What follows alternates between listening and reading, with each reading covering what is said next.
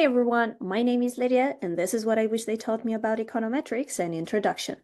In the previous videos, we've talked a lot about the dummy variable trap, and also we've hinted at how the software that you might be using will be dropping some of the dummies or like categories automatically in case you include all of them and you have so reached the perfect collinearity condition violation. So in this video, let's see how STATA reacts when we try to force the dummy variable trap.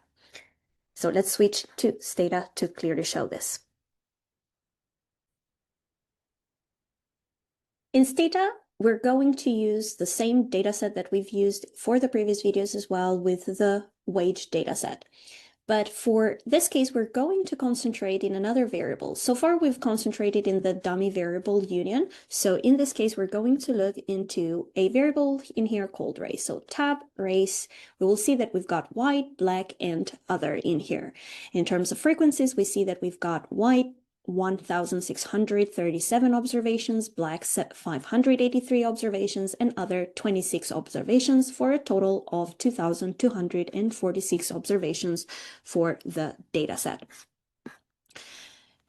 The first thing that we would want to do, since race right now it's a categorical variable, we want to translate that into dummies for every single category. So we want a dummy variable that tells us whether it's black or not, white or not, other or not.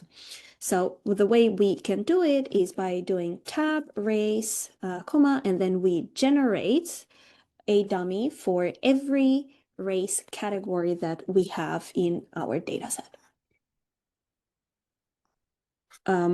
This command has created and automatically, as you can see, race 1, race equal white, race 2, race equal black, and race 3 equal race equal other.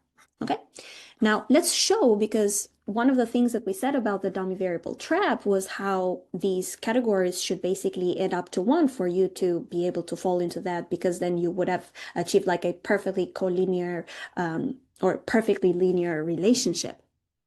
In order to show that they all add up to 1, we can generate here race sum as a new variable that gives us the sum of all of them. So it's going to be race 1 plus race 2 plus race 3.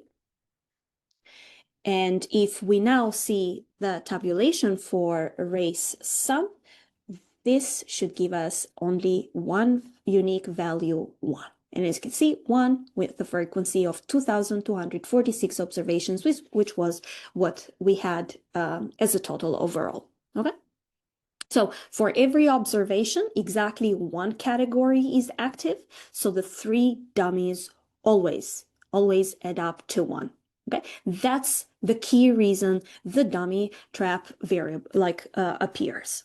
So let's see how exactly the regression works out. So if we want to run a regression of wage on all 3 dummies that we have in here, race 2, and then finally race 3, you're going to see very clearly race 3 in here is omitted.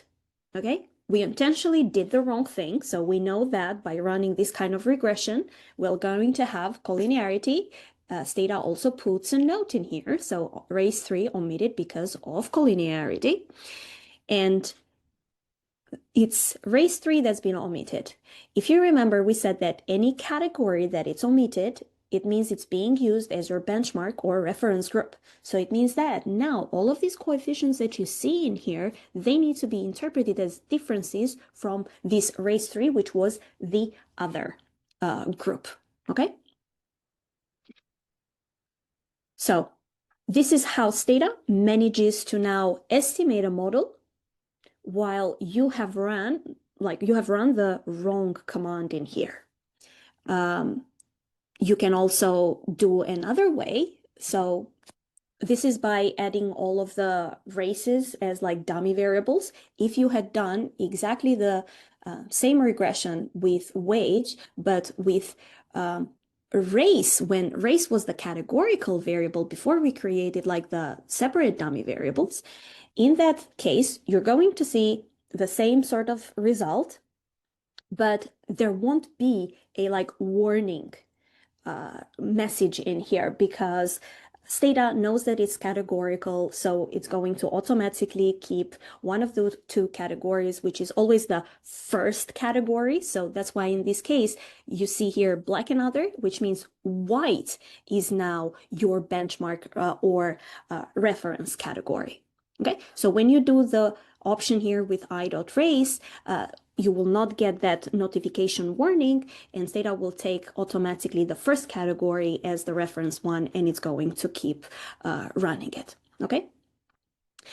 You can change the base category that you want in here, but as I said, I didn't want this video to be about like choosing the category, but it's just to show you that this is how STATA or any other software is going to behave in general whenever you are forcing this dummy variable trap into the regression line. To conclude, I'm just going to remind you of the rule that we learned in the previous video as well. If you have k categories, include only k-1 dummy variables in the actual regression, and the omitted category becomes your reference group. I hope this was helpful, and stay tuned. I'll see you in the next videos.